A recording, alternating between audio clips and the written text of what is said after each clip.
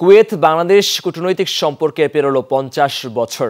দীর্ঘদিনের এই বন্ধুত্বকে নানা আয়োজনে উদযাপন করেছে কুয়েতের বাংলাদেশ দূতাবাস ও কুয়েত আর্ট অ্যাসোসিয়েশনের যৌথ উদ্যোগে অনুষ্ঠিত হয় ৪ দিনব্যাপী চিত্র প্রদর্শনী।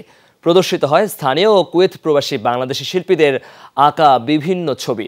প্রদর্শনীটি পরিদর্শন করেছেন বিভিন্ন দেশের রাষ্ট্রদূতরাও। কুয়েত থেকে আমাদের সহকর্মী মোহাম্মদ হেফজু মিয়ার পাঠানো তথ্যচিত্রে বিস্তারিত রিপোর্ট। ৫০ বছর পেরোলো কুয়েত বাংলাদেশ সুসম্পর্কের, আর তা উদযাপনেই হাওয়ালি আর্টস অ্যাসোসিয়েশনের অডিটোরিয়ামে করা হয়েছে এই আয়োজন। বাংলাদেশ দূতাবাস ও কুয়েত আর্ট অ্যাসোসিয়েশনের উদ্যোগে প্রদর্শিত হচ্ছে স্থানীয় ও কুয়েত প্রবাসী বাংলাদেশিদের আঁকা চিত্রকর্ম।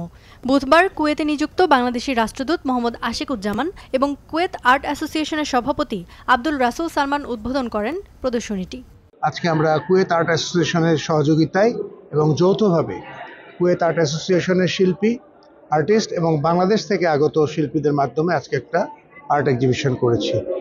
প্রদর্শনীতে বাংলাদেশি শিল্পীদের আঁকা ছবিতে ফুটে ওঠে দেশীয় সংস্কৃতির নানা দিক, যা অভিভূত করে আগত অতিথিদের। রাষ্ট্রদূত জানান, দুদেশের বন্ধুত্বের সুবর্ণ জয়ন্তী উপলক্ষে বছর জুড়েই আয়োজন করা হবে বিভিন্ন ইভেন্ট।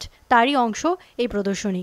কুয়েত এবং বাংলাদেশের যে ৫০ বছরের কূটনৈতিক সম্পর্ক সম্পন্ন হয়েছে, তারই উৎস ধরে আমরা বছরব্যাপী বিভিন্ন পরিকল্পনা করেছি, প্রোগ্রামের পরিকল্পনা করেছি।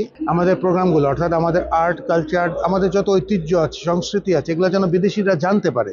অনুষ্ঠানে উপস্থিত ছিলেন ব্রিটিশ রাষ্ট্রদূত বেলিন্ডা লুইস সহ বিভিন্ন দেশের প্রায় ২০ জন রাষ্ট্রদূত। আরও ছিলেন বাংলাদেশ দূতাবাসের প্রতিরক্ষা উপদেষ্টা brigadier general Mohammad Hasanuzzaman, minister Abul Hossain, counsellor ও দূতালয় প্রধান মোহাম্মদ মনিরুজ্জামান সহ অন্যান্যরা।